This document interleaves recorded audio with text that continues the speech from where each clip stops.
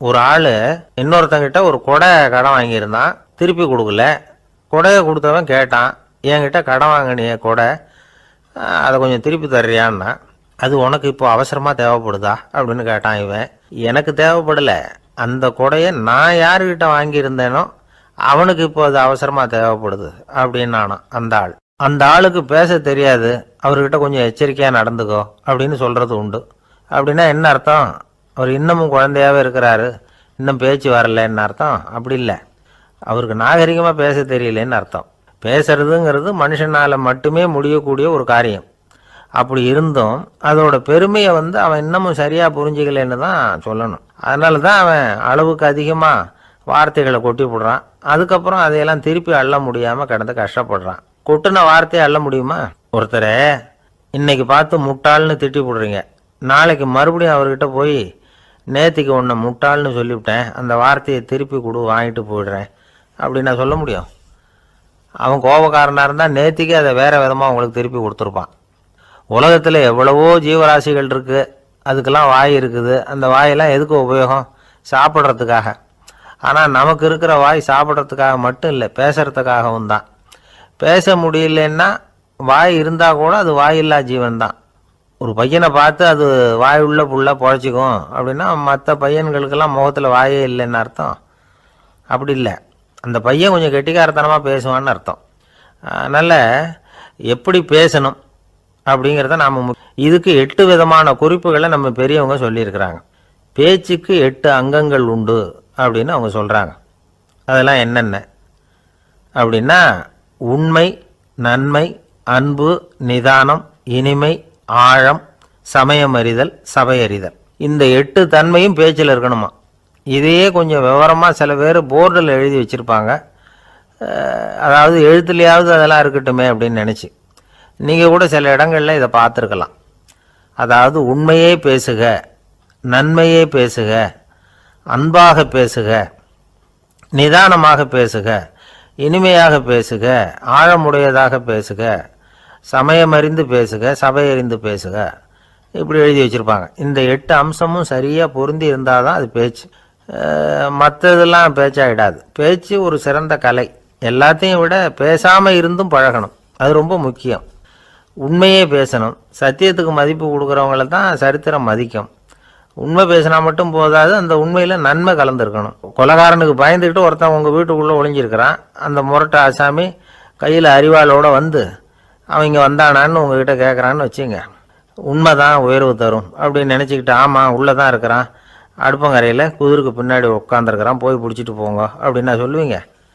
அது நன்மை இல்லாத உண்மை. அதனால் பிரயோஜனம் கிடையாது. அதே மாதிரி உங்கள் பேச்சில் அன்பு இருக்கணும், நிதானம் இருக்கணும், இனிமை இருக்கணும், சிந்தித்து பேசணும். சமயம் அறிந்து பேசுகிறதும் முக்கியம். அதை பற்றி நமக்கு வேறு யாரும் சொல்லிக் கொடுக்க வேண்டியதில்லை. எந்த நேரத்தில் யாருக்கிட்ட எப்படி பேசினா காரியம் நடக்கும் அப்படிங்கிறது நமக்கு நல்லா தெரியும். அது கைவந்த கலை. அவையறிந்து பேசுகிற திறமை பேச்சாளர்களுக்கு ரொம்ப அவசியம்.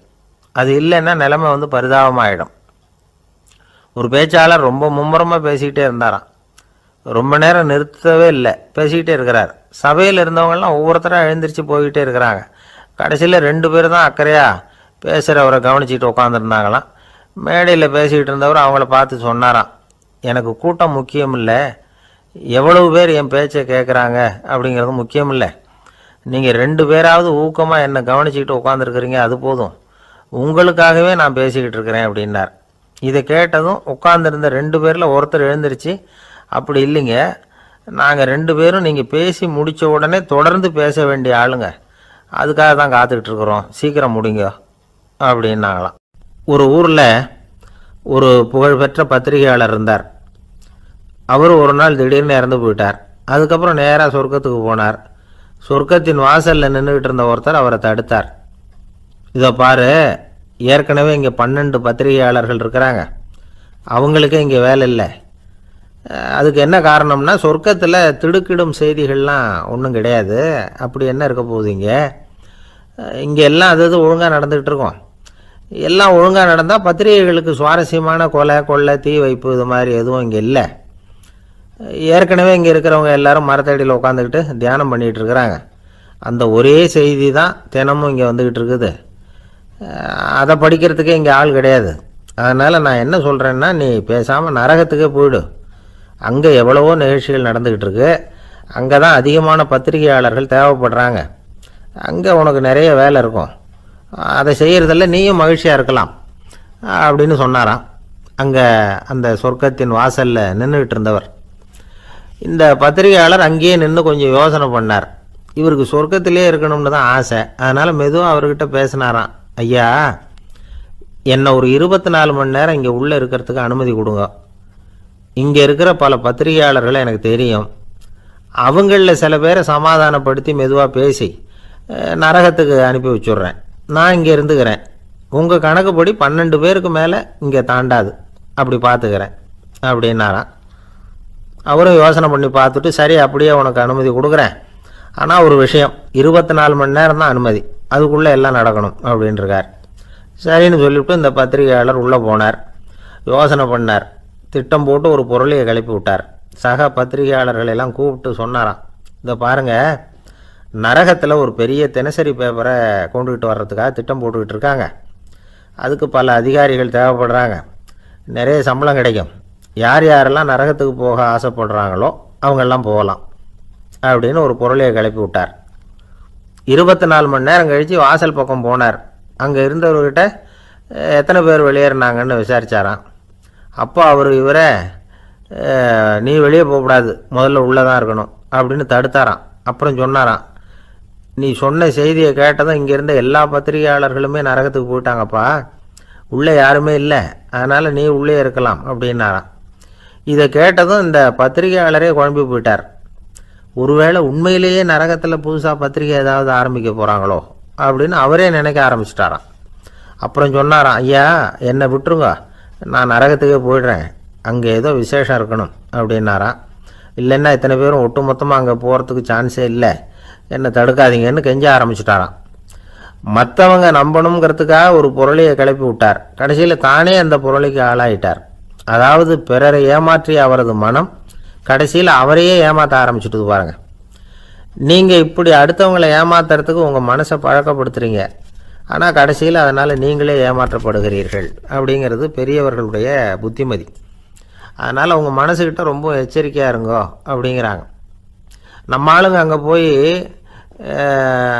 என்ன சொல்லுவாங்கன்னா, இதை பாரு அங்கே போகாத இங்கே போகாதேன்னு பயமுறுத்துறது உண்டு. சில பேர் அங்கே பேய் இருக்குது, பிசாசு இருக்குது அப்படின்னு பொருளையை கிளப்பி விடுறது உண்டு. இருட்டு நேரம் காட்டு வழியாக ஒருத்தன் போய்கிட்டு இருக்கிறான். அங்கே பேய் பிசாசு நடமாட்டம் இருக்கிறதாக வதந்தி. இவன் பயந்துக்கிட்டே வேகமாக போகிறான். காடு முடிஞ்சு மெயின் ரோட்டுக்கு வந்து சேர்ந்தான்.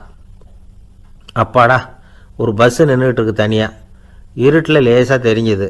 ஓடி போய் ஏறி உள்ளே உட்காந்துக்கிட்டான். பயந்துக்கிட்டே போனவன் அப்புறம் தான் தெரியுது உள்ளே யாருமே இல்லை, டிரைவரும் இல்லை, கண்டக்டரும் இல்லை, வேறு யாரும் இல்லை. இவனுக்கு பேய் பயம் அதிகமாக ஊட்டுது.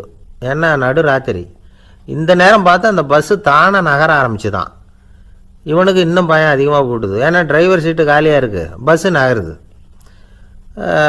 இவன் உடம்பு பூரா நடுங்க ஆரம்பிச்சுட்டுது. வீல்னு கத்தலாமான்னு பார்த்தான்.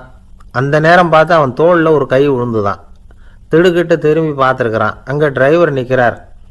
அவர் சொன்னாராம், ஏன்பா ஏற்கனவே பஸ்ஸு பிரேக் டவுன், நாங்கள்லாம் பின்னாடி இறங்கி நின்று தள்ளிகிட்டு இருக்கிறோம், நீ மட்டும் ஜாலியாக ஏறி உக்காந்துக்கிட்டியா, இறங்கி வந்து தள்ளுப்பா அப்படின்னாராம். இருட்டை கண்டா பயம் உண்டாவதே அது ஏன்? இப்படி ஒரு கேள்வியை ஒரு பெரியவர்கிட்ட கேட்டாங்க. அதுக்கு அவர் பதில் சொல்றார், மனிதனுடைய ஆதிகால வாழ்க்கையில் தொற்றி கொண்ட பயம் இது வேரூன்றி இருக்குது, இன்னமும் போகலை. 50,000 வருஷங்களுக்கு முன்னாடி மனுஷன் குகைகளில் வாழ்ந்தான். பகலில் பயம் இருக்காது, ராத்திரியில் மிருகங்கள் தாக்கும், கொல்லும், நிம்மதியாக தூங்க கூட முடியாது. அதனால் இந்த மனுஷனுக்கு இரவுன்னா மரணம், பயம் அப்படின்னு பழகி போச்சு. மனிதர்களுடைய எல்லா மனசையும் சேர்த்து மொத்தமாக ஒரு மனசு உண்டு. மனிதர்களுடைய நினைவு இந்த மொத்த மனசில் பதிஞ்சிருக்கு, பரவுது. இந்த மொத்த மனசில் இருட்டு பற்றிய பயம் பதிந்து நீடிக்குது அப்படிங்கிறார் அவர். இந்த காலத்தில் இரவை பகலாக்கிறதுக்கு எவ்வளவோ விளக்குகள்லாம் வந்தாச்சு. ராத்திரியிலேயும் மிருகங்கள் தாக்குங்கிற நிலைமை இல்லை. பாதுகாப்பான வீடுகள், விலங்குகளும் விலகி போயிட்டு, விலங்குகள்லாம் விலகி போயிட்டுது, வீடுகளும் பாதுகாப்பாக இருக்குது. சரி, இருந்தாலும் அந்த பழங்கால பயம் இருட்டு பயம் இன்னமும் மனுஷனை விட்டு போகலை. இன்னொரு விஷயம் என்னன்னா, இருட்டிலேருந்து வெளிச்சத்துக்கு வராத மனிதர்கள் இன்னைக்கு அதிகம். ஒரு ஆள் ஆற்றுக்கு மீன் பிடிக்கிறதுக்காக போனான். இன்னும் விடியல. அதுக்குள்ளே வலையை எடுத்துகிட்டு கிளம்பி போயிட்டான். வெளிச்சம் வர்றதுக்கு முன்னாடியே போய் சேர்ந்துட்டான். விடிகிற வரைக்கும் என்ன பண்ணுறது, சும்மா கரையிலேயே உட்காந்து காலை ஆட்டிக்கிட்டு இருக்கிறான். காலில் ஏதோ ஒரு சின்ன மூட்டை தட்டுப்பட்டுது. இருட்டில் அது என்னன்னு சரியாக தெரியல. மூட்டைக்குள்ளே சின்ன சின்ன கல்லாக நிறைஞ்சி இருக்குது. சும்மா பொழுது போகணுமேங்கிறதுக்காக இவன் அந்த மூட்டைக்குள்ளே இருந்து ஒவ்வொரு கல்லாக எடுத்து ஆற்றுல வீசிக்கிட்டு இருக்கிறான். விடிகிற வரைக்கும் வேறு வேலை இல்லைங்கிறதுனால எப்படி செஞ்சுக்கிட்டே உட்காந்துருக்கிறான். கிழக்க மெதுவாக வெளிச்சம் தெரிய ஆரம்பிச்சது. பொழுது விடியறதுக்கான அறிகுறி. இதுக்குள்ளே அந்த மூட்டையில் இருந்த எல்லா கல்லையும் எடுத்து வீசி எறிஞ்சுட்டான். கடைசியாக ஒரே ஒரு கல் மட்டும்தான் கையில் பாக்கி இருந்தது. வெளிச்சம் வந்ததும் அந்த கல்லை பார்த்தான். அப்படியே திகைச்சு போயிட்டான். அடடா, இது வரைக்கும் தெரியாமல் தப்பு பண்ணிட்டோமே அப்படின்னு நினச்சான். ஏன் தெரியுமா, அவன் கையில் இருந்தது வெறும் கல் இல்லை, விலை வசந்த ரத்தன கல். அது இருட்டில் என்னென்னு புரியாததுனால மூட்டையில் இருந்த எல்லா ரத்தன கல்லையும் ஆற்றுல வீசி எறிஞ்சிருக்கிறான். இப்போ அவனுக்கு அழுகையே வந்துடும் போல இருந்தது. வாழ்க்கையை வசதி ஆக்கிக்கிறதுக்கான வாய்ப்பு அவனுக்கு இருந்தது. இருந்தாலும் இருட்டில் அதை இழந்துட்டான். அந்த வகையில் அவனுக்கு கொஞ்சம் அதிர்ஷ்டம் இருந்திருக்குது. அதாவது ஏதோ ஒரு வகையில் இருந்திருக்குது. அதனால தான் அந்த கடைசி கல்லை எரியறதுக்குள்ளே வெளிச்சம் வந்துட்டுது. பல பேருக்கு அந்த அளவு கூட அதிர்ஷ்டம் வர்றதில்லை. எல்லாத்தையும் வீசினதுக்கு அப்புறம் தான் வெளிச்சம் வரும். என்னென்னு விவரம் தெரியாமலே எழுந்திரிச்சு வந்துடுவாங்க. வாழ்க்கைங்கிறது ஒரு பெரிய புதையல். அதை புரிஞ்சிக்காம மனுஷன் அதை வீசி எரிஞ்சுக்கிட்டு இருக்கான் அப்படிங்கிறது தான் பெரியவங்க கருத்து. சில பேருக்கு புரிஞ்சுக்கிற நேரம் வரும், அதுக்குள்ளே வாழ்நாள்லாம் ஓடி போயிருக்கும். அதுக்கப்புறம் என்ன பண்ணுறது? நம்மால் ஒருத்தன் கையில் ஒரு சின்ன பையோடு வந்துக்கிட்டு இருந்தான். பை உள்ள ஏகப்பட்ட நகைகள், ரத்தன கல் எல்லாம் இருக்குது. வந்துக்கிட்டு இருந்தவன் திடீர்னு அந்த பையை அப்படியே ஒரு குளத்துல வீசி எறிஞ்சுட்டான். மகான்கள் தான் இப்படி பற்று இல்லாமல் இருப்பாங்க. என்னங்க இது, விலை மதிப்புள்ள அந்த பையை இப்படி குளத்துல வீசி எறிஞ்சுட்டீங்களே, இதுக்கு என்ன அர்த்தம் அப்படின்னு கேட்டார் அவன் கூட வந்தவர். அவன் மெதுவா இவர் காதோட காதா சொல்கிறான். ஒரு போலீஸ்காரர் பின்னாடி வந்துக்கிட்டு இருக்கிறார், அவர் போனதுக்கு அப்புறம் இதை எடுத்துக்குவேன் அப்படிங்கிறான். இந்த உலகத்தில் மனுஷன் எவ்வளவோ தவறுகள் செய்கிறான். அதுக்கெல்லாம் என்ன காரணம்? அதை பற்றின ஆராய்ச்சி தான் இன்னைக்கு. இதுக்கு ஆராய்ச்சி என்னத்துக்கு, அது தெரிஞ்ச விஷயம் தானே அப்படின்னு நீங்கள் நினைக்கலாம். ஆனால் அப்படி அலட்சியமாக இந்த விஷயத்தை விட்டுறக்கூடாது. பொதுவாக எல்லோரும் நினைக்கலாம் எது சரி எது தவறு அப்படின்னு தெரியாததுனால தான் மனுஷன் தப்பு பண்ணுறான் அப்படின்னு. ஆனால் அப்படி சொல்லிட முடியாது. மனுஷன் தெரிஞ்சே தான் தவறுகள் பண்ணுறான். இப்போ உதாரணத்துக்கு ஒரு சாலையில் இடது பக்கம் போக வேண்டிய ஒருத்தர் நடுக்கோட்டை தாண்டி வலது பக்கமாக வண்டியை ஓட்டிகிட்டு போகிறாருன்னு வச்சுங்க. என்னப்பா இது தப்பு இல்லையா அப்படின்னு அவர்கிட்ட கேட்டால், அதெல்லாம் எனக்கு தெரியும், நீ உன் வேலையை பார்த்துட்டு போ அப்படிம்பார். வலது பக்கமாக போகிறது தப்புன்னு தெரிஞ்சே தான் அவர் அப்படி செய்கிறார், அப்படி போகிறார். பெரிய உத்தியோகத்தில் இருக்கிறவங்க கூட லஞ்சம் வாங்குறாங்க. அவங்களுக்கெல்லாம் லஞ்சம் வாங்குறது தப்புன்னு தெரியலன்னு அர்த்தம்? திருடுறது தப்புன்னு தெரியாமலாம் மனுஷன் திருடுறான்? நல்லாவே தெரியும். நீங்கள் வேணும்னா கேட்டு பாருங்கள். வேறு வழி இல்லை, அதனால தான் திருடுறேன்பா. திருடுறது ஒரு புண்ணியமான காரியம்னு திருடனே கூட சொல்ல மாட்டான். திருடுறது தவறுங்கிறது திருடனுக்கு தெரியும் அப்படிங்கிறத விளக்கிறதுக்காக ஒரு பெரியவர் ஒரு கதை சொன்னார். அதாவது 2 திருடர்கள் 2 பேரும் சேர்ந்து ஒரு வீட்டுக்கு போய் ஒரு 10,000 ரூபாயை திருடிட்டு வந்துடுறாங்க. ஒரு காட்டு வழியாக வந்துக்கிட்டு இருக்கிறாங்க. இன்னும் விடியல. 2 பேருக்கும் தூக்கம் கண்ணை சுற்றுது. சரி, இப்படியே ஒரு மரத்தடியில் படுத்து தூங்குவோம், காலையில் விடிஞ்சதும் இந்த பணத்தை 2 பேரும் பங்கு போட்டுக்குவோம் அப்படின்னு முடிவு பண்ணுறாங்க. அதே மாதிரி படுத்து தூங்குறாங்க. நடு ராத்திரியில் ஒரு திருடன் முழிச்சிக்கிறான். விடிகிற வரைக்கும் காத்துக்கிட்டு இருந்தால் 5,000 ரூபா தான் கிடைக்கும், இப்போவே கம்பி நீட்டினா 10,000 ரூபா கிடைக்கும் அப்படின்னு யோசித்து பார்த்துட்டு ஒரு முடிவுக்கு வந்தான். மெதுவாக அந்த 10,000த்தையும் சுருட்டிக்கிட்டு அடுத்தவனுக்கு தெரியாமல் ஓடி போயிட்டான். விடியுது. அடுத்தவன் எழுந்திரிச்சு பார்க்குறான். பணத்தையும் காணலை, பாகஸ்தனையும் காணலை. இந்த திருடன் அந்த திருடனை திட்டுறான். திருட்டு பய, அயோக்கிய பய, இப்படி அநியாயமாக கிளப்பிட்டு போட்டானே அப்படிங்கிறான். இதுலேருந்து என்ன தெரியுது?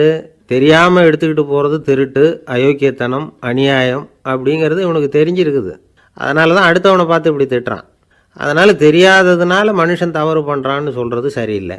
அப்படின்னா மனுஷன் பண்ணுற தவறுகளுக்கு உண்மையான காரணம் தான் என்ன? இதே சந்தேகம் அர்ஜுனனுக்கும் வந்துதான். அதனால தான் அவன் பகவானை பார்த்து கேட்குறான். மனுஷன் தன் விருப்பத்துக்கு விரோதமாக ஏதோ ஒரு சக்தியினால பலாத்காரமாக இழுக்கப்பட்டது மாதிரி பாவம் பண்ணுறானே, அந்த சக்தி என்ன அப்படின்னு கேட்குறான். இதுக்கு பகவான் பதில் சொல்கிறார்.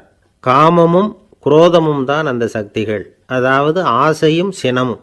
இது 2ம் உன்னுடைய எதிரிகள் அப்படிங்கிறத புரிஞ்சுக்கோ அப்படிங்கிறார். இன்னமும் நுணுக்கமாக பார்த்தா காமத்தினுடைய மறு உருவங்கள் தான் குரோதமும் லோபமும். ஆசை நிறைவேறலைன்னா குரோதம், அதாவது கோபம். ஆசை நிறைவேறிட்டதுன்னா லோபம், அதாவது பேராசை. பாவத்தை கண்ட்ரோல் பண்ணணும்னா அதுக்கு மெயின் சுவிட்சு எது அப்படிங்கிறது இப்போ தான் தெரியுது. அதுக்கு மனுஷன் தெரிஞ்சே தான் தவறு பண்ணுறான் அப்படின்னு பேசிக்கிட்டோமே. அதுக்கு ஒரு உதாரணம். ஒரு ஆள் ஹோட்டலில் சாப்பிட போனான். சாப்பிட்டு முடித்தான். எழுந்திரிச்சு வந்து முதலாளிகிட்ட பில்லை கொடுத்தான். காசை கொடுக்கல. முதலாளி பணம் கொடுன்னு கேட்டார். இவன் என்கிட்ட பணம் இல்லைன்னா. முதலாளி கொஞ்சம் கூட அலட்டிக்கல. உள்ளே இருந்து ஒரு ஆளை கூப்பிட்டார். இவனை கூப்பிட்டுக்கிட்டு போய் இட்லி மாவு ஆட்ட சொல்லுன்னார். இவனும் கவலைப்படாமல் உள்ளே போயிட்டான். அப்போது அழைச்சிட்டு போகிற ஆள் கேட்குறான், ஏன் சார் சாப்பிட்றதுக்கு முன்னாடி காசு இல்லைங்கிறது உங்களுக்கு தெரியாதா அப்படின்னு கேட்குறான். தெரியும், காசு இல்லைங்கிறதும் தெரியும், காசு இல்லாமல் சாப்பிட்டா மாவாட்டணுங்கிறதும் தெரியும் அப்படின்னா அந்த ஆள். அப்படின்னா நீங்கள் உங்கள் வீட்லேயே சாப்பிட்ருக்கலாமே அப்படின்னு கேட்குறான் அவன். அதுக்கு இவர் சொல்கிறாரு, அது எப்படி, அங்கே சாப்பிட்டாலும் நான் இதே வேலையை தானே செய்ய வேண்டியிருக்கும் அப்படின்னாரான். நம்மளை மாதிரி ஒரு ஆசாமி அவன் நம்மளை மாதிரியே கற்பனை பண்ணான். அதாவது நாம் தான் இந்த உலகத்தில் ரொம்பவும் கஷ்டப்படுறோம், மற்றவங்கெல்லாம் சந்தோஷமாக இருக்கிறாங்க அப்படின்னு அவன் நினச்சிக்கிட்டான். அவன் ஒரு நாள் கடவுளை வேண்டிக்கிட்டானான், சுவாமி இந்த உலகத்தில் எவ்வளவோ பேர் இருக்கிறாங்க, ஒவ்வொருத்தருக்கும் ஒவ்வொரு விதமான கஷ்டம் இருக்கலாம், ஒத்துக்கிறேன். இருந்தாலும் எனக்கு அது கொஞ்சம் அதிகமாக இருக்கிறது மாதிரி தெரியுது. அதனால் நீங்கள் எனக்காக ஒரு சின்ன உதவி செஞ்சால் போதும். அது வேறு ஒன்றும் இல்லை, என்கிட்ட இருக்கிற துயரங்களை இன்னொருத்தர் யாருக்கிட்டையாவது கொடுத்துருங்க, அவர்கிட்ட இருக்கிற துயரங்களை என்கிட்ட மாற்றி கொடுத்துருங்க. ஒரு மியூச்சுவல் ட்ரான்ஸ்ஃபர், அவ்வளவுதான். அப்படி பண்ணிவிட்டா போதும் அப்படின்னு வேண்டிக்கிட்டானான். அன்னைக்கு ராத்திரியே அவன் ஒரு கனவு கண்டிருக்கான். வானத்திலேருந்து ஒரு குரல் கேட்டிருக்கு. அது என்ன சொல்லிச்சு தெரியுமா? ஏ ஜனங்களே, எல்லாரும் அவங்கவுங்க கஷ்டங்களை ஒரு பையில் போட்டு எடுத்துக்குங்க. அப்படி எடுத்துக்கிட்டு நேராக இந்த ஊர் எல்லையில் இருக்கிற கோயிலுக்கு வந்து சேருங்க அப்படின்னு அந்த குரல். ஆஹா, கடவுள் நம்ம பிரார்த்தனைக்கு செவி சாய்ச்சுட்டார் அப்படின்னு சந்தோஷப்பட்டான் இவன். உடனே என்ன பண்ணான், தன்கிட்ட இருந்த கஷ்டத்தையெல்லாம் ஒரு சாக்கு பையில் போட்டு எடுத்துக்கிட்டான். வீட்டை விட்டு வெளியில் வந்தான். தெருவில் இறங்கி நடக்கிறான். அங்கே பார்த்தா ஏகப்பட்ட பேர் ஆளுக்கு ஒரு பையை தூக்கிக்கிட்டு கோயிலுக்கு போய்கிட்டு இருக்கிறாங்க. சில பேர் மூட்டையாக கட்டி தலையில் சுமந்துக்கிட்டு போய்கிட்டு இருக்கிறாங்க. இவன் பார்த்தான். இவனுக்கு ரொம்ப ஆச்சரியமாக இருந்தது. ஏன்னா எல்லாரும் வச்சிருக்கிற பை இவன் பையை விட பெருசாக இருந்தது. இவன் பை தான் இருக்கிறதுலே கொஞ்சம் சின்னதாக தெரிஞ்சுது. இப்போ அவன் மறுபடியும் சாமியை வேண்டிக்கிட்டான், கடவுளே இப்போ உள்ள சூழ்நிலையை கவனித்தா என்கிட்ட இருக்கிற பையே பரவாயில்லன்னு தோணுது, அதனால் வேற பை எதையும் மாற்ற வேணாம், இதுவே பரவாயில்ல, இந்த பையோடு திரும்பி வீட்டுக்கு போனால் போதும்னு நினைக்கிறேன் அப்படின்னு எதோ நினைக்க ஆரம்பிச்சுட்டான் அவன். எல்லோரும் கோயிலுக்கு போய் சேர்ந்தாங்க. கோயிலில் அந்த குரல் மறுபடியும் கேட்டுது. எல்லாரும் அவங்கவுங்க பைகளை சோகத்தில் தொங்க விடுங்க, திடீர்னு விளக்குகள் அணையும், மணி அடிக்கப்படும், அதுதான் அடையாளம். அந்த சமயத்தில் இருட்டில் உங்களுக்கு வேண்டிய பையை நீங்கள் மாற்றி எடுத்துக்கலாம், தேர்ந்தெடுத்துக்கலாம். வெளிச்சம் இருக்கிறப்பவே உங்களுக்கு பிடிச்ச பைக்கு பக்கமாக பார்த்து நீங்கள் நின்றுக்கலாம் அப்படின்னு சொல்லி விவரம் சொல்லிச்சான் அந்த குரல். அப்படி சொன்னதுக்கப்புறம் திடீர்னு விளக்கு அணைஞ்சிது, மணி அடிச்சுது. கொஞ்ச நேரம் கழித்து மறுபடியும் விளக்குகள்லாம் எரிஞ்சுது. இப்போ பார்த்தா எல்லாரும் அவங்கவுங்க பையையே கெட்டியாக பிடிச்சிக்கிட்டு நிற்கிறாங்க. இவனும் அப்படியே நிற்கிறான். இவன் மெதுவாக பக்கத்தில் நிற்கிறவங்ககிட்ட கேட்டானா, ஏன் நீங்கள் பையை கையிலேயே வச்சுருக்கிறீங்க, செவுத்தில் மாட்டலையா அப்படின்னு கேட்டிருக்கான். இல்லைப்பா, நீ ஏன் கையிலேயே வச்சுருக்கிறியோ அதே காரணத்துக்காக தான் நாங்களும் வச்சுருக்குறோம். நம்ம கவலைகளை பற்றி நமக்கு ஓரளவுக்காவது தெரியும், ஆனால் மற்றவங்க கவலைகள் நமக்கு பரிச்சயம் இல்லாதவை, பழக்கம் இல்லாதது. அதனால் நமக்கு தெரிஞ்ச கவலைகளை சமாளிக்கிறது சுலபம். தெரியாததை சமாளிக்கணும்னா மறுபடியும் ஆரம்பத்திலேருந்து ஆரம்பிக்கணும். அதனால் பழைய நண்பர்களோடு வாழறது தான் மேல் அப்படின்னு ஆனான். அதுக்கப்புறம் அவன் தன்னோட பையே போதும்னு வீட்டுக்கு திரும்பி வந்துட்டானான். இது ஒரு பெரியவர் சொல்லியிருக்கிற கதை. கப்பல் கடலில் போய்கிட்டு இருக்கு. புயல், சூறாவளி, அலையெல்லாம் பெருசாக ரொம்ப உயரமாக உண்டாகுது. கடுமையான காற்றிலேயும் வேகமான அலைகள்லேயும் சிக்கி அந்த கப்பல் தடுமாறுது. திசை மாறி போச்சு. எந்த பக்கம் போயிட்டு இருக்கிறோம்னே தெரியல. அந்த கப்பலை செலுத்திக்கிட்டு இருந்த மாலுமி ரொம்ப சாமர்த்தியமாக செயல்பட்டார். தன்னுடைய அறிவாற்றலையும் திறமையையும் முழுமையாக பயன்படுத்தினார். அந்த கப்பலை கட்டுப்படுத்தினார். மெதுவாக அந்த சூறாவளியிலிருந்து கப்பலை காப்பாற்றி கரைக்கு கொண்டுட்டு வந்து சேர்த்துட்டார். மாலுமின்னு ஒருத்தர் இருந்ததுனால அந்த மரக்கலம் காப்பாற்றப்பட்டது. மாலுமின்னு ஒருத்தர் இல்லைன்னு வச்சுக்கோங்க, அந்த கப்பலோட கதி என்னவாக இருக்கும் யோசிச்சு பாருங்கள். ஒரு கோபக்காரனுடைய நிலைமையும் அப்படித்தானா. கோபக்காரன்கிறவன் ஒரு மாலுமி இல்லாத மரக்கலம் அப்படிங்கிறார் நபிகள் நாயகம். கொந்தளிக்கிற கடலில் கொடுமையான அலைகளின் உச்சியில் அது மாதிரி இதுன்னு சொல்லலை, அதை விட மோசம் இது அப்படிங்கிறார். ஏன் தெரியுமா? ஒரு கப்பல் கடலில் தடுமாறினா அதை சரிப்படுத்த மாலுமி இருக்கிறார். அவர் தன்னுடைய சாமர்த்தியத்தினால் அதை கட்டுப்படுத்தி சரியான வழிக்கு கொண்டுட்டு வந்துடுவார். ஆனால் கோபக்காரனுடைய நிலைமை அப்படி இல்லை அப்படிங்கிறார் நபிகள் நாயகம். மனித மனம் ஒரு மரக்கலம், அறிவு அதில் இருக்கிற மாலுமி. மாலுமி மரக்கலத்தை செலுத்துகிறான், அவனுக்கு கட்டுப்பட்டு அது ஓடுது. ஆனால் கோபக்காரனுங்கிற மனுஷங்கிட்ட அறிவுங்கிற மாலுமி சரியாக வேலை செய்ய மாட்டான். ஏன்னா கோபம் அந்த மாலுமியின் கண்களை அவிச்சிரும், காதுகளை கேட்காம பண்ணிவிடும். கண்ணையும் காதையும் மூடிவிட்டு கப்பலை ஓட்டுனா எப்படி ஓட்டுறது? அதனால் கோபக்காரன் மாலுமி இல்லாத மரக்கலம். இடி மின்னலில் மாட்டிக்கிட்டு கஷ்டப்படுற கப்பல் மாதிரி கஷ்டப்படுறான். பெரியவங்கள்லாம் என்ன சொல்கிறாங்க? உனக்கு கெடுதல் பண்ணவனுக்கும் நீ நன்மையை செய், எவருடைய விருப்பு வெறுப்பையும் பொருட்படுத்தாதே. பரம எதிரிக்கும் நீ நன்மை செய்ய ஆரம்பித்தா உன்னுடைய தூய நிலையை பார்த்துட்டு அவனும் உனக்கு நெருக்கமான நண்பனாக ஆயிடுவான். இதுதான் பெரியவங்க நமக்கு சொல்லியிருக்கிறது. புனித குரான் சொல்கிறது என்ன? தீமையை நன்மையை கொண்டே நீர் தடுத்து கொள்ளும் அப்படின்னு சொல்லப்பட்டிருக்கு. அதில் இன்னா செய்தாரை ஒருத்தல் அவர் நாண நன்னயம் செய்து விடல் அப்படிங்கிறார் திருவள்ளுவர். செல்வந்தர் ஒருத்தர்கிட்ட ஒரு சிறுவன் ஆடு மேய்ச்சிக்கிட்டு இருந்தானா. பெரியவர் அவனை கூப்பிட்டு, நீ நேராக போய் ஒரு ஆட்டில் உள்ள ரொம்ப நல்ல பகுதி எதுவோ அதை எடுத்துக்கிட்டு வா அப்படின்னாரான். இவன் போனான். ஒரு ஆட்டு உடம்புல இருந்த நாக்கு, இருதயம், இது ரெண்டையும் எடுத்துகிட்டு கொடுத்தானான். பெரியவர் வாங்கி பார்த்தார். அதுக்கப்புறம் இப்போ நீ போய் இன்னொரு ஆட்டில் இருக்கிற ரொம்ப கெட்ட பகுதி எதுவோ அதை எடுத்துகிட்டு வா அப்படின்னாரான். இவன் போய் எடுத்துகிட்டு வந்தான். அவன் கையில் இருந்தது மறுபடியும் அதே மாதிரி நாக்கு, இருதயம், இது ரெண்டும் தான். என்னது இப்பவும் அதையே கொண்டுட்டு வந்திருக்கிற அப்படின்னாரான் பெரியவர். இவன் சொன்னானா, ஒரு உடம்பில் உள்ள ரொம்ப நல்ல பொருளும் இதுதான், ரொம்ப கெட்ட பொருளும் இதுதான் அப்படின்னானா. இளம் வயசில் இப்படி பதில் சொன்னவர் தான் பேரறிஞர் லுக்மானுல் ஹக்கீம் அவர்கள்.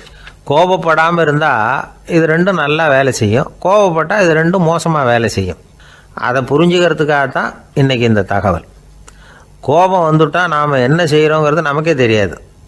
ஒருத்தர் டாக்டர்கிட்ட போனார் அவசரமாக. டாக்டர், எனக்கு இப்போ கடுமையான கோப வெறி, எனக்கு கண்ணு மண்ணு ஒன்றும் புரியல, உடனடியாக அதை கட்டுப்படுத்தணும், உடனே இதுக்கு ஏதாவது ஒரு மாத்திரை கொடுங்க ப்ளீஸ் அப்படின்னார். அந்த டாக்டரும் உடனே ஒரு மாத்திரையை கொடுத்து, இதை உடனே போடுங்க, நான் தண்ணி கொண்டுகிட்டு வரேன்னு உள்ளே போனார். தண்ணியோடு திரும்பி வந்தார். இவர் சொன்னார், டாக்டர், நீங்கள் கொடுத்த மாத்திரை ரொம்ப பெருசாக இருந்தது, இருந்தாலும் கஷ்டப்பட்டு முழுங்கிட்டேன்னார். டாக்டர் சந்தேகத்தோடு மேசையை பார்க்குறார். பார்த்தா மாத்திரை அங்கேயே இருக்குது, பேப்பர் வெயிட்டை காணலை. ஒரே ஒரு ஊரில் ஒரு பாதிரியார் இருந்தார். ரொம்ப நாள் சந்தோஷமாக வாழ்ந்தார். ஒரு நாள் அவர் மடத்து சமையல் அறையில் பாத்திரங்களை கழுவி துலக்கி சுத்தப்படுத்திக்கிட்டு இருந்தார். அந்த சமயத்தில் ஒரு தேவதூதன் அவர் முன்னாடி நின்னான். இவர் நிமிர்ந்து பார்த்தார். ஆண்டவர் என்னை உங்ககிட்ட அனுப்பியிருக்கிறார், பரலோகத்தில் வாசம் செய்யறதுக்கு உங்களுக்கு நேரம் வந்துட்டுது அப்படின்னு அந்த ஆள். ஆண்டவருக்கு என்னோட ஞாபகம் வந்ததுக்கு நன்றி, ஆனாலும் இப்போ இங்கே நீயே பாரு எவ்வளவு பாண்டங்கள் பாக்கி இருக்கு, இவ்வளவையும் நான் சுத்தப்படுத்த வேண்டியிருக்கு. நான் நன்றி கெட்டவனாக இருக்க விரும்பலை. இந்த பணியை முடிக்கிற வரைக்கும் என்னுடைய பரலோக வாழ்வை தள்ளி வைக்க முடியுமா? நீ என்ன நினைக்கிற அப்படின்னு கேட்டார். தேவதூதன் தனக்கே உரிய விவேகத்தோட அன்போட பாதிரியாரை பார்த்தான். சரி, என்ன செய்யலாம்ங்கிறத அப்புறம் சொல்கிறேன் அப்படின்னு சொல்லிவிட்டு புறப்பட்டு போயிட்டான். ஒரு நாள் அந்த பாதிரியார் தோட்டத்தில் உள்ள களைகளை எல்லாம் ஒரு களை கொத்தியால் கொத்தி களை எடுத்துக்கிட்டு இருக்கிறார். அந்த சமயத்தில் இந்த தேவதூதன் மறுபடியும் அவர் முன்னாடி நிற்கிறான். பாதிரியார் பார்த்தார். இதை பாரு, இந்த தோட்டம் பூராவும் எவ்வளவு களை மண்டி கிடக்கு, பரலோகம் கொஞ்ச காலம் எனக்காக பொறுத்திருக்கலாம்னு நீ நினைக்கிறியா அப்படின்னு கேட்டார். தேவதூதன் சிரிச்சுக்கிட்டே மறுபடியும் மறைஞ்சிட்டான். மறுபடியும் அவர் களை எடுக்கிறது, தானிய களஞ்சியத்துக்கு வர்ணம் பூசுறது, இப்படிப்பட்ட வேலைகளில் ஈடுபட்டிருக்கார். இன்னொரு நாள் ஒரு மருத்துவமனையில் நோயாளிகளை கவனிச்சுக்கிட்டு ரொம்ப தீவிரமாக இருக்கிறார் அந்த பாதிரியார். ஒரு நோயாளியோட தாகத்துக்கு தண்ணீர் கொடுத்துட்டு நிமிர்ந்து பார்க்குறப்போ தேவதூதன் மறுபடியும் அவர் முன்னாடி வந்து நிற்கிறான். இந்த தடவை பாதிரியார் தன்னலமற்றவராக பேரன்பை காட்டக்கூடிய வகையில் தன்னுடைய 2 கைகளையும் உயர்த்தியபடி தேவதூதனின் கவனத்தை பிணியால் வாடக்கூடிய நோயாளிகளின் பக்கம் திருப்பினாராம். தேவதூதன் ஒன்றும் சொல்லலை, மறைஞ்சிட்டான். அன்னைக்கு சாயந்தரம் பாதிரியார் மடத்தில் உள்ள தன்னுடைய அறைக்கு போய் இளைப்பாறினார். யோசித்து பார்த்தார். தேவதூதனையும் தேவதூதனின் விருப்பத்தையும் பல நாள் தள்ளி போட்டு வந்ததையும் அவர் ரொம்ப நினச்சி பார்த்தார். திடீர்னு தான் முதுமை அடைகிறதையும் சோர்வு அடைகிறதையும் உணர்ந்தார். ஆண்டவரை நினச்சார். ஆண்டவரே, உம்முடைய தூதனை மறுபடியும் என்கிட்ட அனுப்புனா நான் சந்திக்கிறதுக்கு ஆவலாக இருக்கேன் அப்படின்னு சொல்கிறப்பவே தேவதூதன் பக்கத்தில் நின்னான். பாதிரியார் நிமிர்ந்து பார்த்தார். நீ இப்போவே என்னை அழைச்சிக்கிட்டு போக விரும்பினா நான் பரலோகத்துக்கு வர்றதுக்கு தயாராக இருக்கேன்னார். தேவதூதன் அந்த பாதிரியாரை அன்போடவும் விவேகத்தோடவும் பார்த்து, நீங்கள் என் கூட பரலோகத்துக்கு வர்ற தயாராக இருக்கிறதா சொல்கிறீங்க, ஆனால் நீங்கள் இது வரைக்கும் வேறு எங்கே இருந்ததா நினைக்கிறீங்க அப்படின்னானா. அப்படின்னா இது வரைக்கும் இருந்த இடம்தான் பரலோகம் அப்படிங்கிறத உணர்த்தியிருக்கிறான். பரலோகம்னா என்னென்னு புரிஞ்சுக்கிறதுக்கு இந்த சம்பவம் நமக்கு உதவியாக இருக்குது. தொண்டு செய்கிறத விட பெரிய செயல் வேறு எதுவும் இருக்க முடியாது. அது நம்ம மனசுக்கு கொடுக்குற சுகத்தை வேறு எதுவும் கொடுக்க முடியாது. நாம் தொண்டு செய்கிற இடம் தான் அந்த புண்ணிய இடம். ஆனால் இந்த காலத்துல எல்லாம் நாம் தொண்டு செய்யணும்னு நினச்சி ஏதாவது ஆரம்பித்தா கூட அதை ஒரு மாதிரியாக சுற்றி நின்று வேடிக்கை பார்க்க ஆரம்பிச்சிடுறாங்க. ஒரு பெரியவர் அப்படி தான் ஒரு தொண்டு செஞ்சுக்கிட்டு இருந்தார். ஒரு கோவில் கட்டிக்கிட்டு இருந்தாங்க. அதில் ஒரு இடத்துல ஒரு பலகையை வச்சு ஆணி அடிக்கிற வேலையை செஞ்சுக்கிட்டு இருந்தார் அந்த பெரியவர். ஒரு சின்ன பையன் அதை ரொம்ப ஊக்கமாக அக்கறையாக கவனிச்சிக்கிட்டு இருந்தான். பெரியவர் இதை கவனித்தார். என்னப்பா பார்க்குற, உனக்கும் இது மாதிரி தொண்டு செய்யணும்னு ஆசையாக இருக்கா அப்படின்னு கேட்டார். அதுக்கு அந்த பையன் சொல்கிறான், அப்படி இல்லைங்க, நீங்கள் ஆணி அடிக்கிறப்போ கையில் சுத்தியால் அடிச்சுக்கிட்டா எப்படி துடிப்பீங்க, எப்படி கத்துவீங்கன்னு தெரிஞ்சுக்கிறதுக்காக அதை பார்க்கணும்னு ஆசை, அதுக்காக தான் காத்துக்கிட்டு இருக்கேன் அப்படின்னு நான். வாழ்க்கையில் சில சந்தர்ப்பங்களில் நாம் சில அவமானங்களை சந்திச்சே தீர வேண்டியிருக்கு. என்ன பண்ணுறது, காலம் அப்படி. அவமானப்படுறவங்க உடனே அடங்கி போய்டுறது தான் உலக வழக்கம். அவமானப்பட்டால் உடனே சீறி இழறவங்களும் உண்டு. ஆனால் அதையே ஒரு சவாலாக எடுத்துக்கிட்டு முன்னுக்கு வர்றவங்களும் சில பேர் இருக்கிறாங்க. அவங்க ரொம்ப அபூர்வம். இன்றைக்கி மனோதத்துவ நிபுணர்கள்லாம் என்ன சொல்கிறாங்க தெரியுமா? அவமானப்பட்டுட்டா உடனே அடங்கி போயிடக்கூடாதான். அதையே ஒரு சவாலாக எடுத்துக்கிட்டு மனசில் ஒரு வைராக்கியத்தோடு முயற்சி பண்ணினா வாழ்க்கையில் எல்லாரும் முன்னேறலாம். அவமானங்கிறத நாம் வைராக்கியமாக மாற்றிக்கணும். அதுதான் வெற்றிக்கு வழி. ராமர் இந்த பூமியில் பிறந்ததே ஒரு வைராக்கியத்தினால தான் சார் அப்படின்னார் ஒருத்தர். எப்படிங்க அது அப்படின்னு கேட்டேன். அவர் சொன்னார், தசரதருக்கு ராமர் குழந்தையாக பிறக்கணும், அப்போ தான் இங்கே இருக்கிற கஷ்டங்கள்லாம் நீங்கும் அப்படின்னு சர்வ லோகமும் எதிர்பார்த்துக்கிட்டு இருக்குது. ஆனால் அவர் எப்போ பிறப்பார் அப்படின்னு யாருக்கும் தெரியல. அந்த காரியம் சீக்கிரம் நடக்கணுமே, அதுக்கு என்ன பண்ணுறது? நாரதர் வந்தார் ஒரு நாள் தசரதரை தேடி. தசரதா, உனக்கு ஒரு செய்தி தெரியுமான்னு ஆரம்பித்தார். அவர் எப்பவும் இப்படித்தானே ஆரம்பிக்கிறது வழக்கம். என்ன விஷயம்னு கேட்டார் தசரதர். தசரதா, நீ அடிக்கடி உன்னோட தேரில் ஏறிக்கிட்டு தேவலோகத்துக்கு போகிற, அங்கே போகிற வர்ற எல்லாம் பண்ணிகிட்ருக்க, எல்லாம் சரி. தேவலோகத்துலேயும் உன்னை நல்லபடியாக தான் வரவேற்கிறாங்க. தேவேந்திரன் உன்னை பிரியமாக அழைச்சிட்டு போய் தன்னுடைய அரியாசனத்திலேயே தனக்கு பக்கத்திலேயே உட்கார வைக்கிறான். நீயும் சந்தோஷமாக உட்காந்து பேசிவிட்டு வந்துடுற. ஆனால் நீ இங்கே வந்ததுக்கு அப்புறம் அங்கே என்ன நடக்குது தெரியுமா உனக்கு அப்படின்னாரான் நாரதர். என்ன நடக்குது எனக்கு ஒன்றும் தெரியலையே அப்படின்னாரான் தசரதர். நாரதர்கிட்ட கிட்டத்தில் கேட்டிருக்கார், கொஞ்சம் சொல்லுங்கள் என்னது அப்படின்னு. அவர் நெருங்கி வந்தாரான் நாரதரும். மெதுவாக அவர் காதோட காதாக சொன்னாராம். அதாவது நம்ம பாஷையில் சொல்லப்போனால் பற்ற வைக்கிறார். நீ அங்கே தேவேந்திரங்கிட்ட உட்காந்து பேசிவிட்டு வந்த பிறகு நீ அங்கே உட்காந்துருந்த அரியாசனத்தை தண்ணி ஊற்றி கழுவி சுத்தப்படுத்துகிறாங்க. நீ என்ன அந்த அளவுக்கு சுத்தம் இல்லாத ஆளா, தினம் குளிக்காமையாக இருக்கிற அப்படின்னாராம். தசரதருக்கு இது ரொம்ப அவமானமாக போயிட்டுது. அப்படியே செய்கிறாங்க அப்படின்னாராம். ஆமாம், நீ வேணும்னா நான் சொல்கிறது உண்மையா இல்லையா அப்படின்னு சோதனை பண்ணி பார்த்துக்கோ அப்படின்னாரான் நாரதர். உடனே தசரதர் இதுக்காகவே புறப்பட்டு தேவலோகம் போனார். அங்கே வழக்கம் போலவே இவரை கூப்பிட்டு உட்கார வச்சு பேசிக்கிட்டு இருந்தான் தேவேந்திரன். கொஞ்ச நேரம் பேசிக்கிட்டு இருந்துட்டு சரி நான் கிளம்புறேன்னு புறப்பட்டார். சரி அவனும் வாசல் வரைக்கும் வந்து வழி அனுப்பி வச்சுட்டு உள்ளே போயிட்டான். தசரதர் வெளியில் கொஞ்ச நேரம் மறைஞ்சி இருந்துட்டு மெதுவாக உள்ளே எட்டி பார்த்தார் என்ன நடக்குதுன்னு. நாரதர் சொன்னது உண்மைதான். தசரதர் உட்காந்துருந்த ஆசனத்தை அங்கே 2 தேவர்கள் கழுவி சுத்தப்படுத்திக்கிட்டு இருக்கிறாங்க. தசரதரால் இதை தாங்கிக்க முடியல. அவருக்கு ரொம்ப அவமானமாக போச்சு. நேராக கிடுகிடுன்னு தேவேந்திரங்கிட்டே போனார். நான் உட்காந்துருந்த இருக்கையே சுத்தம் பண்ணுறியே, நான் என்ன அந்த அளவுக்கு பாவியா அப்படின்னு கேட்டார். ரொம்ப கோபமாக கேட்டார். தசரதரே, மனுஷனுக்கு 3 கடன்கள் உண்டு. தேவ கடன், ரிஷி கடன், பித்ரு கடன். இதை தீர்க்காதவன் பாவியாகிறான். இதில் மகனை பெறுவதால் தான் பித்ரு கடன் தீரும்.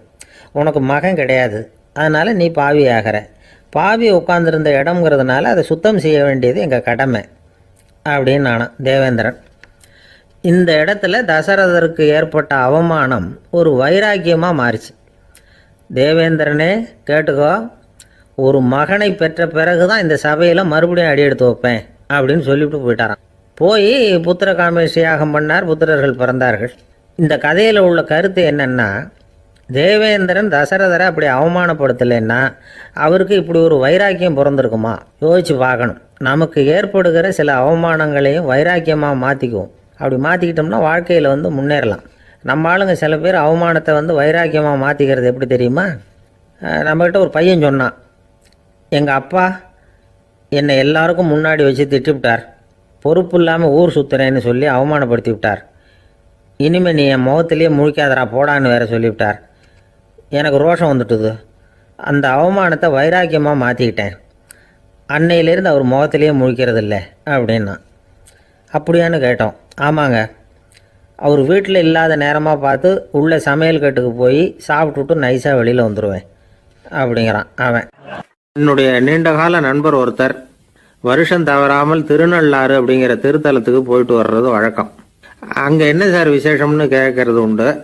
என்ன இப்படி கேட்குறீங்க? சனி பகவான் நலன் விருப்பப்படி அங்கே தானே எழுந்தருளி இருக்கிறார். அவரை போய் பார்த்து ஒரு கும்பிடு போட்டுட்டு வந்தா நம்ம பிடிச்சிருக்கிற சனியெல்லாம் விலகும் அப்படிம்பார். சத்தம் போட்டு சொல்லாதீங்க சார், வீட்டில் வேற யார் காதிலையாவது இது விழுந்துற போது அப்படின்னு சொல்கிறது உண்டு வர்றவங்க. இப்போது நான் சொல்கிறதுல உள்ள நியாயத்தை புரிஞ்சுக்கிட்டு அவரும் கொஞ்சம் எச்சரிக்கை உணர்வோடு நமக்கு நன்றி சொல்லுவார்னு வச்சுங்களேன். அதாவது பார்வை மூலமாகவே. அந்த நண்பருக்கு ஆன்மீக விஷயங்களில் அதிக ஈடுபாடு உண்டு. அப்பப்போ சில புராண கதைகளை எல்லாம் சொல்கிறது உண்டு. ரொம்ப சுவாரஸ்யமாக இருக்கும். எப்போவுமே புராண விஷயங்களை எல்லாம் அறிவியலுங்கிற தராசில் வச்சு எடை போட்டுட்டு இருக்கக்கூடாது. அப்படி பார்த்தா அதெல்லாம் நம்ப முடியாத வெறும் கற்பனைகளாக தோணும், மூட நம்பிக்கைகளாகவும் தெரியும். புராணங்களை புராணங்களாகவே புரிஞ்சுக்கிறவங்களுக்கு அதெல்லாம் அர்த்தமுள்ள செய்திகளை உள்ளடக்கி இருக்கிறதாக தெரியும். அந்த வகையில் தான் இந்த நண்பரும் நிறைய செய்திகளை சொல்கிறது உண்டு. சனியை போல கொடுக்குறவனும் இல்லை, சனியை போல கெடுக்கிறவனும் இல்லை அப்படின்னு சோதிடர்கள் சொல்லுவாங்க. நாம் ஏதாவது ஒரு வம்புல மாட்டிக்கிட்டா பிடிச்சது சனி அப்படிங்கிறோம். ராவணன் எப்பேற்பட்ட வீரன், அவனே சனி பார்வைப்பட்டது தானே சங்கடப்பட ஆரம்பித்தான் அப்படின்னார் நண்பர். அது எப்படிங்கன்னு கேட்டேன். அவர் சொல்ல ஆரம்பித்தார், இந்த ராவணன் இருக்கானே நவ கிரகங்களையும் பிடிச்சி கொண்டுட்டு தன்னுடைய சிம்மாசனத்தில் அப்படியே படிகளாக போட்டு வச்சுட்டானான், ஒவ்வொரு படியாக. பாவம் அந்த 9 தேவதைகளும் ஒவ்வொரு படியாக குப்புற கிடக்குறாங்க. நவக்கிரகம் நம்மளை ஆட்டி படைக்குதுன்னு நாம் சொல்லிட்டு இருக்கிறோம். ஆனால் அந்த நவக்கிரகங்களை ராவணன் எப்படி வச்சுருந்தான் பாருங்க. எல்லாரையும் சிம்மாசனத்துக்கு பக்கத்தில் படிப்படியாக போட்டு வச்சிருக்கிறான். காலை அது மேலே வச்சு தான் ஏறி போகணும். வேறு வழி இல்லாமல் எல்லாரும் குப்புற விழுந்து கிடக்குறாங்க. ராவணன் ஒவ்வொரு தடவையும் இவங்க முதுகில் அடி வச்சு ஏறி தான் அந்த சிம்மாசனத்துக்கு போகிறது வழக்கம். இப்படி நடந்துக்கிட்டு இருக்கிறது நாரதர் கண்ணில் போட்டுவிட்டு தான். அவர் சும்மா இருப்பாரா? யோசனை பண்ணார் என்ன செய்யலாம் அப்படின்னு. ஒரு முடிவு பண்ணிட்டு நேராக ராவணன் கிட்ட போனாராம். ராவணா, நீ நவக்கிரகங்களை பிடிச்சி கொண்டாந்து உன்னுடைய சிம்மாசனத்துக்கு படிகளாக போட்டு வச்சிருக்கிற, அது உன்னுடைய வீரத்தை காட்டுது. இருந்தாலும் ஒரு விஷயத்தை நீ யோசிச்சு பார்க்கணும். ஒவ்வொரு தடவை நீ சிம்மாசனத்துக்கு போகும்பொழுதும் நவக்கிரகங்களின் முதுகல் அடி வச்சு நீ ஏறி போற, அது உனக்கு பெருமை கிடையாது. அவங்களுடைய மார்புல அடி வச்சு ஏறி போகணும், அதுதான் உனக்கு பெருமை அப்படின்னாரா. இவர் சொல்றதும் சரிதானே அப்படின்னு யோசிச்சிருக்கான் ராவணன். உடனே குப்புற கிடந்த நவக்கிரகங்களை திருப்பி மல்லாக்க போட்டான். அவங்க மார்புல அடி வச்சு மேலே ஏறி சிம்மாசனத்துக்கு போனானா. அப்படி போயிட்டு இருக்கும் பொழுது சனி பகவானின் பார்வை அவன் மேலே பட்டுதான். அவ்வளவுதான். என்னாச்சு தெரியுமா? சூர்பனகை தேடி வந்தா. சீதையோட அழகை பற்றி தன்னுடைய அண்ணங்கிட்ட சொல்ல ஆரம்பிச்சுட்டா. விவகாரம் ஆரம்பமாயிட்டது. அதுதான் சனியனுடைய வேலை அப்படின்னு சொல்லி இந்த கதையை சொல்லி முடிச்சார் என்னுடைய நண்பர். ஆக சனியின் பார்வை நம்ம பேல படாமல் பார்த்துக்கிறது தான் நல்லதுங்கிறீங்க அப்படின்னு. ஆமாம் சார், இப்போ கூட நான் உங்கள் வீட்டுக்கு வந்திருக்கிறதே ஒருத்தருடைய பார்வை என் மேலே படக்கூடாதுங்கிறதுக்காகத்தான் அப்படின்னார். யாருங்க அதுன்னு என்னுடைய மாமனார் சார். அவசரத்துக்கு அவர்கிட்ட கொஞ்சம் கடன் வாங்கிவிட்டேன். நம்ம மாப்பிள்ளை தானேன்னு சொல்லி அவர் விட்டு கொடுக்கறதுக்கு தயாராக இல்லை. இன்னைக்கு இப்போ அவர் எங்கள் வீட்டுக்கு வரக்கூடிய நேரம், அதுதான் அவர் பார்வையிலேருந்து படாமல் தப்பிக்கலாங்கிறதுக்காக இங்கே வந்துட்டேன் அப்படின்னார். பார்வை படணும்னு இருந்தால் பட்டுத்தான் தீரும் போல இருக்கு அப்படின்னா. என்ன சார் சொல்கிறீங்கன்னார் ஒன்றும் புரியாமல். நீங்கள் இங்கே தான் வருவீங்கன்னு அவருக்கு ஏற்கனவே தெரியும் போல இருக்கு. அதனால் உங்களுக்கு முன்னாடியே உங்கள் மாமனார் இங்கே வந்துட்டார். அதுவும் அந்த பீரோவுக்கு பக்கத்தில் தான் பின்னாடி மறைஞ்சு நின்றுட்டு இருக்கிறார் அப்படின்னு. இந்த உலகத்தில் உண்மையாகவே வேதாந்தம் பேசுகிறவங்களும் உண்டு.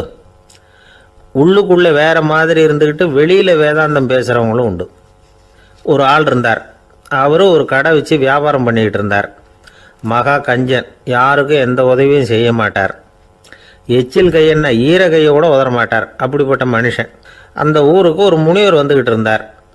வருஷத்துக்கு ஒரு தடவை வருவார். ஒரு நாள் 2 நாள் இருப்பார், அப்புறம் போயிடுவார். அந்த முனிவர் வர்றப்போலாம் இந்த ஆள் எழுந்திரிச்சு ஓடி போய் அவரை வரவேற்பான். ரொம்ப பெரிய வேதாந்தி மாதிரி அவர்கிட்ட பேசிக்கிட்டு இருப்பான். காயமே இது பொய், வெறும் காற்றடைத்த பையும்மா, தர்மம் தலைகாக்கும்மா. பணம் என்ன சார் பணம், இன்னைக்கு ஒருத்தன் கையில் இருக்கும், நாளைக்கு ஒருத்தன் கையில் இருக்கும், எல்லாம் மாயம்.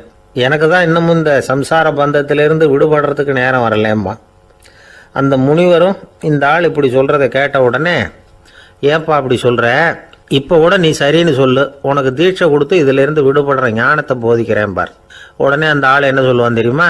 ஐயோ சாமி, இப்போ அது எப்படிங்க முடியும்? பிள்ளைங்கள்லாம் சின்ன சிறுசுங்க, அதுகளுக்கெல்லாம் ஒரு கல்யாணம் காட்சின்னு செஞ்சு கடமையை முடிச்சுட்டா நீங்கள் சொல்கிறபடி செஞ்சு விடலாமா.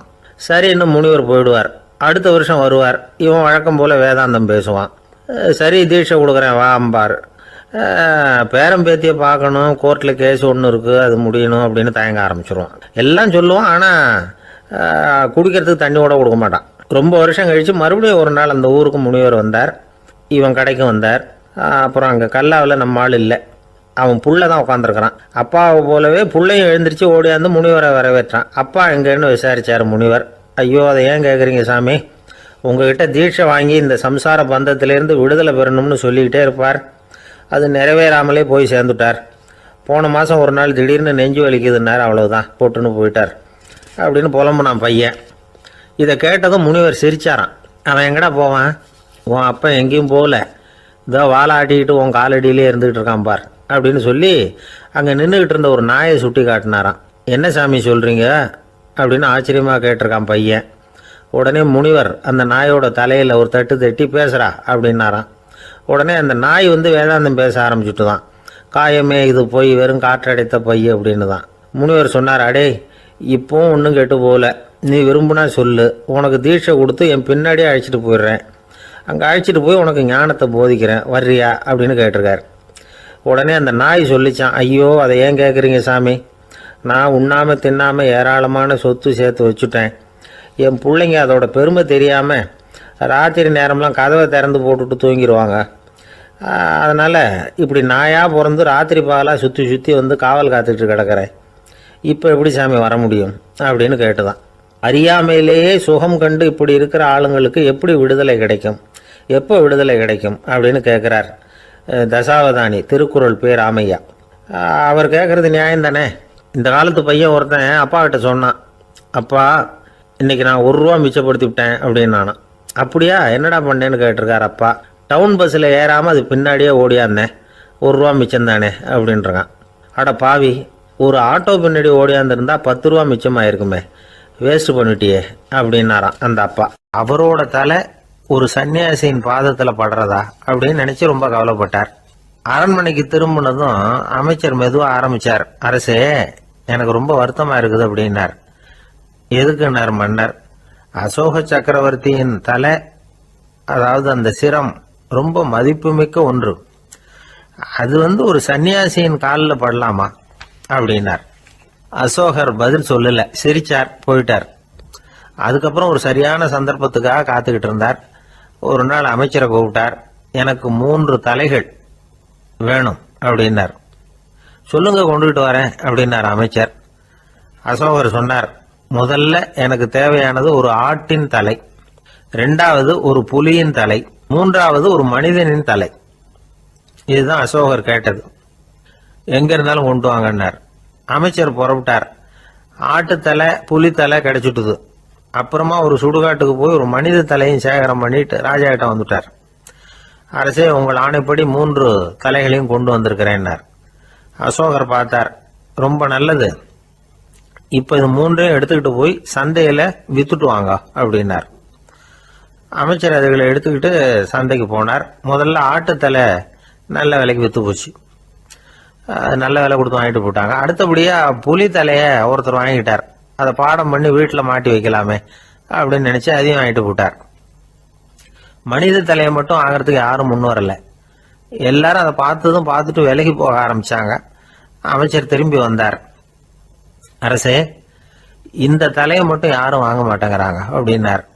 சரி, பரவாயில்ல, இதை இலவசமாவே எனாமாவே யாருக்கிட்டையாவது கொடுத்துட்டு வந்துருங்க அப்படின்னார். அமைச்சர் மறுபடியும் சந்தைக்கு போனார். இதை இலவசமா தரேன், இதை வாங்கிக்கோங்க அப்படின்னார். அப்பவும் அதை யாரும் வாங்கிக்கிறதுக்கு தயாரா இல்லை. மறுபடியும் திரும்பி வந்து மன்னர்கிட்ட விவரத்தை சொன்னார். இப்போ மன்னர் சொல்றார், அமைச்சரே, உயிர் இருக்கிற வரைக்கும் தான் இந்த தலைக்கு மதிப்பு. ஜீவன் போனதுக்கு அப்புறம் அதோட மதிப்பும் போயிடுது. அதனால மதிப்பு இருக்கும் பொழுதே பெரியவர்கள் பாதம் பணிந்து அந்த புனிதத்தை பெற்றுக்கொள்ளணும் அப்படின்னார். பணிவுங்கிறது வேற, அடிமைத்தனம்ங்கிறது வேற.